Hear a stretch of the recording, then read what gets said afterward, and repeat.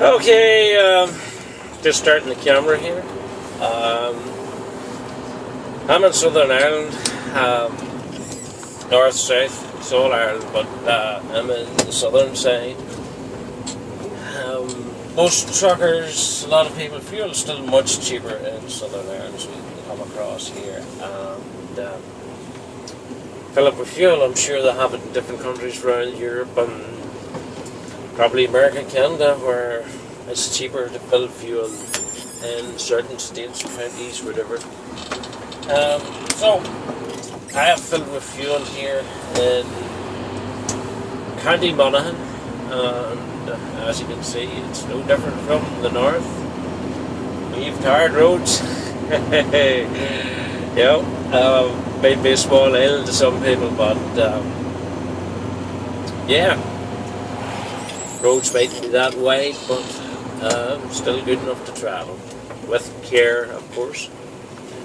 At the end of this road I don't see a sign, but in Southern Ireland they have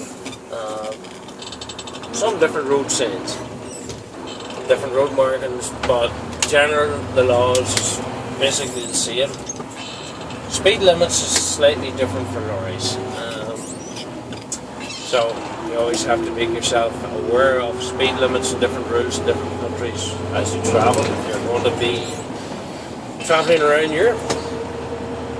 Oh, by the way, I've just crossed the border into Northern Ireland. As you can see, there's no border control, no checkpoint, no stopping.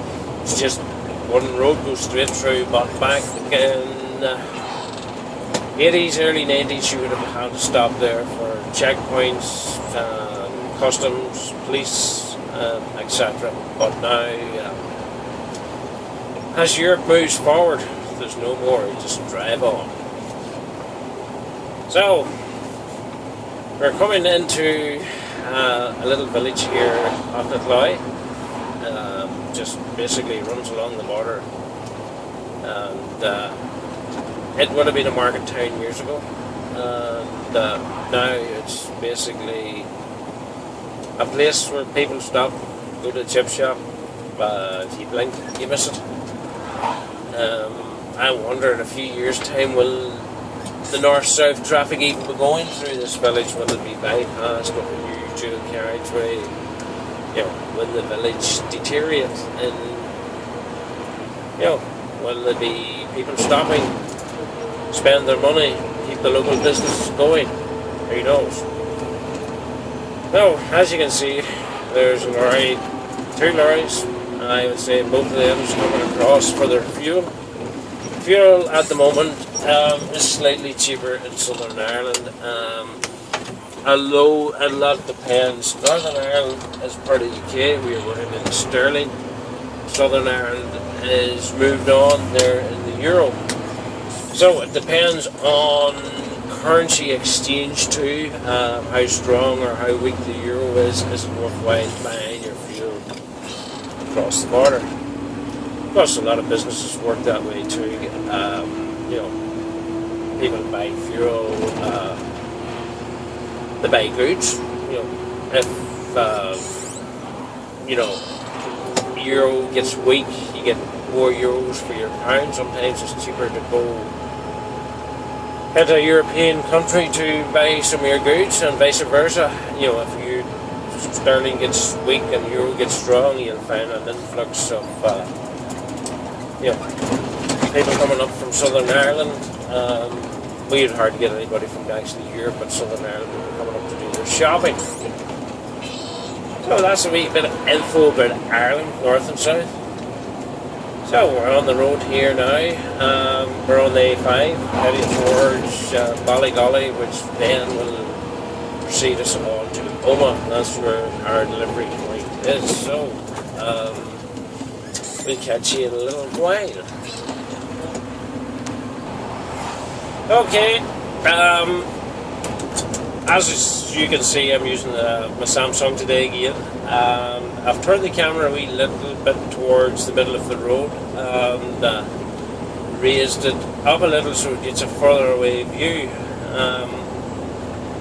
I've set it on outdoor vision but I'm still getting a fairly dark image on the camera. Maybe it's to do, there's not much sunshine, it's overcast today, but looking with the naked eye, out on the road, it looks a lot brighter than what's coming on the camera. So anybody out there has any few tips on, is there, maybe I'm using the wrong settings, maybe it's just the phone. I know going by reviews on some of the guys are on YouTube with different cameras and stuff, some cameras do be darker than others. So anybody out there, Samsung S2, S3, S4 users that knows how these cameras, how they can work them, how can you, is there another app that I can use to make this better?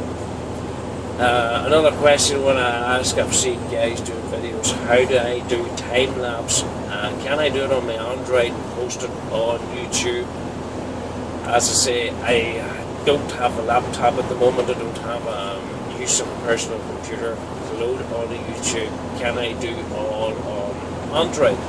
Can I get an Android time lapse, or what is the best way of, I want to do a video approximately 1 hour long, and I want to bring it into, speed it up to bring it into about 10 minutes to show, that I've travelled 50 miles within an hour or so, bring that into 10 minutes video. Some of it can be quite amusing to see, everything going fast. This is something I want to try. Please drop me a comment below. There's a place for it if you have that app. All you need to do is drop me a wee message, the name of the app, or even a link. I'd appreciate that. And if I can get something like that set up, well, I'll do use a video on the road someday, take you around a few different places, we'll see how it goes. Okay, we're going along now on the 5 Doma. I'm shooting this wee bit here. It's a climbing lane, 3 lanes. You can see a van going past there. It's about manners of people coming to the end of 3 lanes. Maybe not get it today, but we'll see when it comes to the end of the lane. 3 lanes, is there a car, 4-wheeler, whatever you want to call them, pushing it to the limit. And of course, it ain't going to happen today, but believe you me, sometimes coming up here, you're taking your life in your hands. Cars don't. They've highlighted the chevron lanes here, as you can see. What do you see on the right? Now they're highlighted in orange. To basically try and make it more aware that people shouldn't be driving on it. It isn't just for passing. It's to take more, those lanes are put there for basically road safety. So, as it didn't work first, maybe we'll get it in the next climbing lane. So, stay hold. Okay, we're back in another climbing lane. As I say, slow lane for slow traffic. Heavy lorries that's, basically, it lets a lot of people pass, so, keeps the traffic moving. So, I'm on the climbing lane here.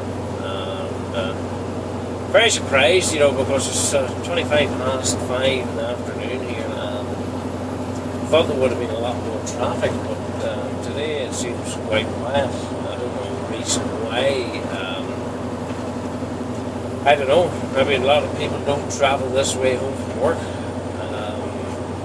It's very strange. But we're keeping our eyes peeled here, and you can see basically the scenery along this road. We're getting up to a fairly high altitude. Not high enough to make the ears pop, believe you me, but it's getting high. In the winter time, this is the good hill in the snow, believe you me. So we're just coming out to the top here again. Yep, nobody behind looking past. Maybe, I don't know where they're all gone to. As you can see, we have the arrows pointing in here. We've seen there's 1 arrow, 2 arrow, 3 arrow. And, yes, this guy made the decision. There's a car behind me. He's not going to pass. Maybe he knows. Yeah, it's like taking a car, truck, motorbike to the garage, there's something wrong with it. When you go to the garage and explain what's wrong, it doesn't happen. You know? So, it's one of them things. Someday I'll be trying to catch somebody asking me to shoot. You know, as I say, this is one dangerous road at night. There has been a lot of fatalities down it in a few years, but today all's quiet, thank goodness. And we'll catch you later. Okay, back to the recording on the road. Right, have been thinking a lot, and I think I'm going to do a video in the next few days on basically, it's coming near winter time. Although you can see by the video, things are still quite green. In a few weeks it'll be, leaves will starting to fall, golden colours. For those cameramen, it's a great time of year to catch all the different colours. You know, but apart from cameras, truck driving, you know, what should you carry in your lorry when you're in the winter time? So, as I say, we're going to gather up a few bits and pieces. People, there's one item I carry with me, and if you know me, most of you as well know, you know, a few's laughed, but at the end of the day, it's a good piece of technical equipment to carry in a lorry, believe you me. And I do carry it in the car, and I know a lot of guys basically can't be bothered. You don't bother doing it, and I think everybody should. So we're going to gather up what we call a winter driving kit. Simple as that. So we'll put it all together and see how it goes.